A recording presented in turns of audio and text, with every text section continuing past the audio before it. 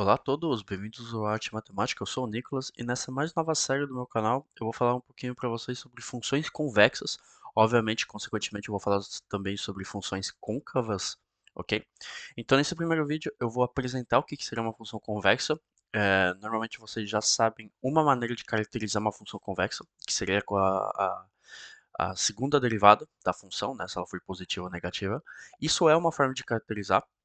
Mas muitas vezes as funções não precisam ser derivadas para a gente ter uma noção de convexividade, ok? Então, nessa série eu vou apresentar um modo mais geral de funções convexas e côncavas, ok? Então, nesse vídeo eu vou apresentar essa maneira de definir, então a definição pelas cordas que eu vou falar, né? E eu também vou demonstrar a desigualdade de Jensen, que é uma desigualdade bem importante para entender um pouquinho sobre funções convexas e também para demonstrar outros teoremas muito importantes, ok? Então, primeiro eu vou fazer um desenho.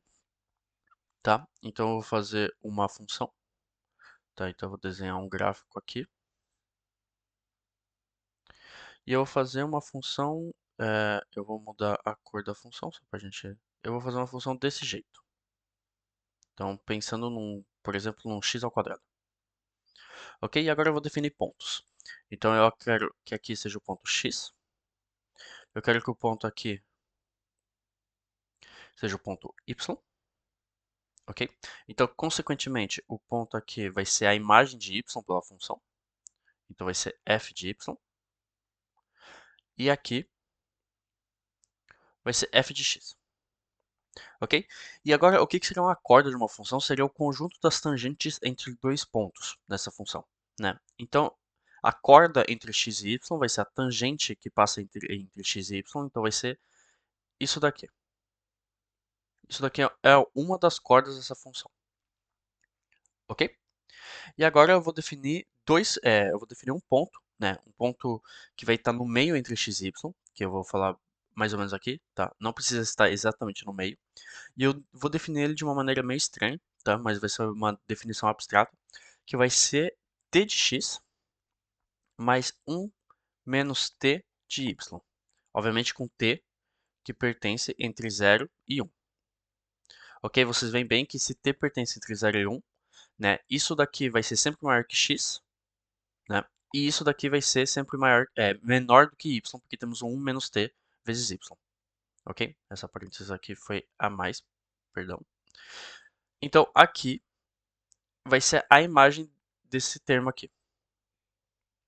Então vai ser f de tx mais 1 menos ty. Aqui tem uma parêntese a mais. Ok? Então, essa definição, agora vocês podem estar se perguntando por que caramba eu estou fazendo isso. Porque é assim que a gente define uma função convexa e uma função côncava. É de acordo com as cordas. Tá? Então, graficamente, uma função convexa, o que seria? Seria que todas as cordas estão em cima da função. Ok? Agora, se a gente desenhar uma função côncava no mesmo gráfico, não tem problema. E se a gente desenhar uma função mais ou menos assim,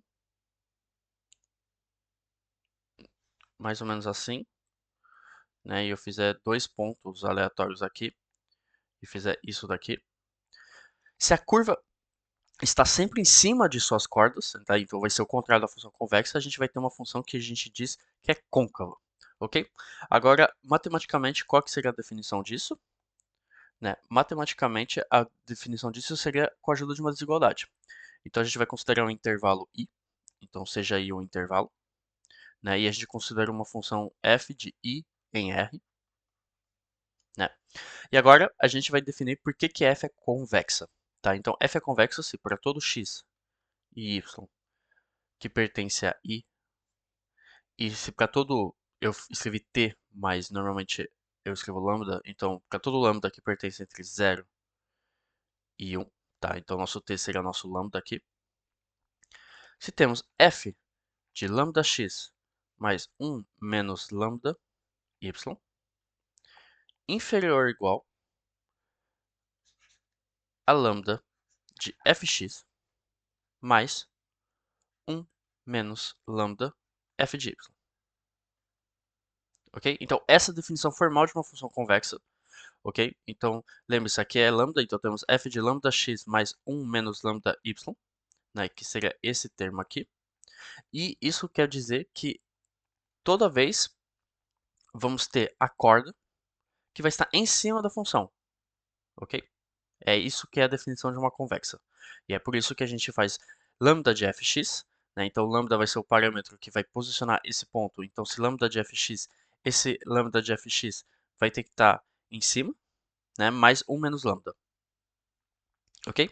Então, obviamente, se vocês quiserem fazer para côncava, vai ser exatamente a mesma coisa no começo, né? Vai ser exatamente a mesma coisa, então eu vou reescrever, vai ser f de lambda x mais 1 menos lambda y vai ser superior ou igual, né? Então a gente quer mudar, a gente quer que a curva esteja em cima de suas cordas. Então vai ser lambda de fx mais 1 menos lambda de fy, ok? Agora, para finalizar o vídeo, eu vou demonstrar para vocês a desigualdade de Jensen, que diz que se f é convexa, então vocês vão ver que nos vídeos eu vou falar muito sobre convexividade, porque é a propriedade um pouquinho mais importante, é o que temos mais propriedades para falar, né, do que a côncava. Obviamente eu vou dar exemplos de funções côncavas no futuro, não fiquem tranquilos. Então se f é convexa sobre i, então sempre tem que ser sobre o intervalo, e se a gente considera um conjunto de reais lambda 1 até lambda n, tal que a soma deles é igual a 1, tá? Isso é muito importante, tá? Então que a soma deles é igual a 1. Vamos ter elementos do conjunto I, né? Então de x1 a xn, né? O real, que é a soma desses lambda k vezes xk, que vai pertencer a I, e a gente vai ter essa desigualdade que a gente diz que é a desigualdade de Jensen, que diz que f dessa soma de lambda k xk vai ser inferior à soma de lambda k f de xk, tá? Obviamente f de xk porque xk pertence a I, né? Então a gente está aplicando f sobre I, então a gente vai aplicar a cada xk f. Ok? Vocês veem bem que essa propriedade pode ser interessante, por exemplo, em probabilidade, né? Quando a gente tem tudo que é soma que é igual a 1, a gente gosta bastante de probabilidade disso, né? Porque, obviamente, uma probabilidade de mais de 100% não existe, né? Ou seja, uma probabilidade de mais de 1 também não existe. Então, mas a gente não vai falar sobre isso, a gente vai demonstrar essa desigualdade. Como é que a gente vai fazer isso? A gente vai fazer por indução, tá? Muitas vezes quando a gente tem somas até n, a gente adora fazer indução. Não é o tipo de prova que eu prefiro, mas eu já fiz algumas no canal, né? Então vocês podem ver bastante na minha série sobre derivadas, tem bastantes provas sobre indução. Ok, então para uma prova por indução, a gente vai começar com a nossa inicialização, né? Então eu vou inicializar com n igual a 2. Vocês podem inicializar com o que vocês quiserem, tá? Só tentem ser inteligentes. A gente quer uma soma, né? Então, normalmente uma soma a gente gosta de ter dois números, então não serve para nada fazer n igual a... Bom, n igual a 0 nem pode. N igual a 1 não serve para nada, porque a gente não vai ter uma soma. Então a gente começa a n igual a 2. Ok? Então, n igual a 2, então eu vou reescrever o que significa isso daqui em n igual a 2. Significa f de lambda 1 x1 mais lambda 2 x2. Ok? É isso daqui. Agora, a gente supõe que f é convexo. Isso é uma hipótese do teorema. Então, a gente vai ter a propriedade seguinte, né? Então, a gente vai ter que f é convexo. Então, vai ter que f de lambda x mais 1 menos lambda y vai ser inferior ou igual a lambda de f de x mais 1 menos lambda f de y. Ok? E agora a gente tem que ser esperto. A gente quer reconhecer alguma coisa. Então aqui a gente tem lambda x e aqui temos lambda 1 x1. Então eu posso colocar, né, eu posso botar aqui lambda igual a lambda 1. Ok? Então, consequentemente, a gente vai fazer que x igual a x1. Ok? Mesma coisa aqui, lambda 2 igual a 1 menos lambda. Então temos 1 menos lambda que igual a lambda 2. E x2 que igual a y. Então eu vou botar y que igual a x2.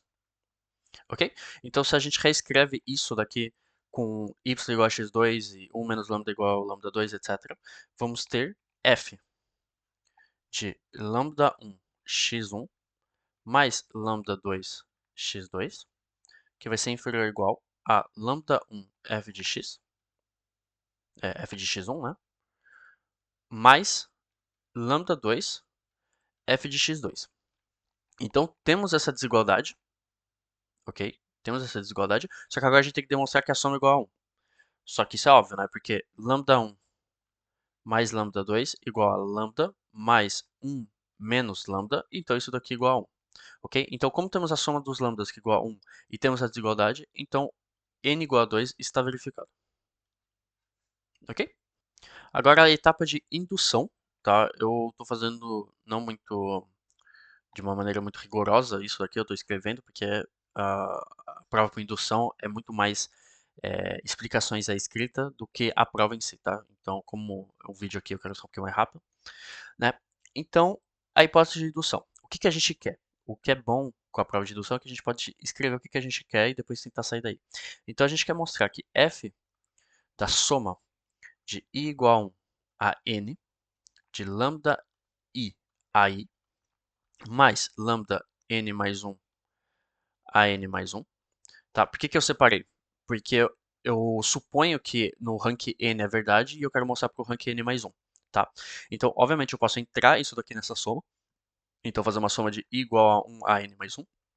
Só que aqui vai ficar mais visual, porque esse termo aqui eu já vou poder aplicar a hipótese de indução, tá? E é por isso que eu estou separando, mas vocês veem bem que o que eu estou mostrando aqui é o rank n mais 1, né?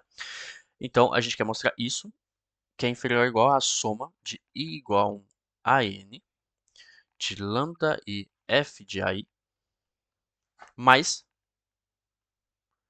lambda n mais 1. F de AN mais 1, né? F de AN mais 1. Ok? É isso que eu quero mostrar. Então, eu vou enquadrar aqui.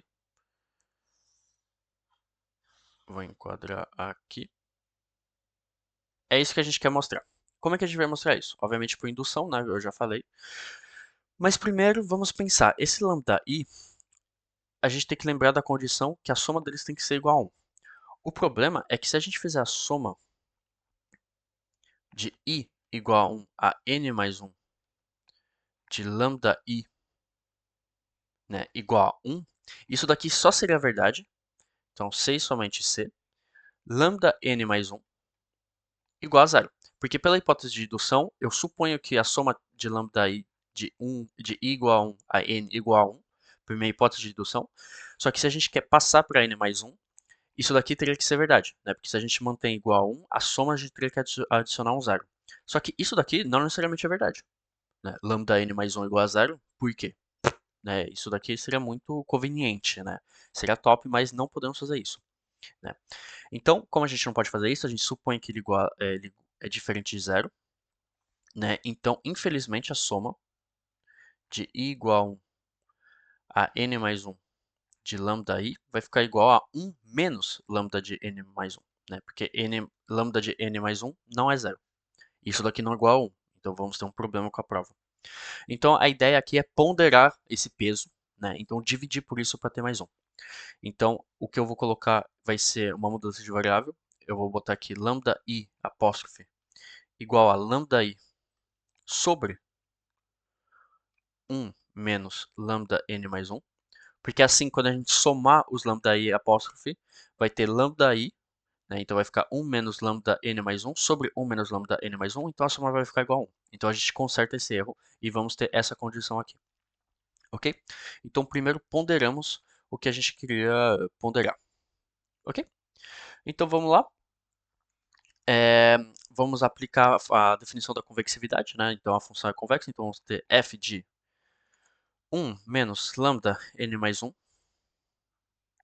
soma de i igual a 1 a n, de lambda i apóstrofe, nesse caso, né? Aí, mais lambda de n mais 1 a n mais 1, que vai ser inferior ou igual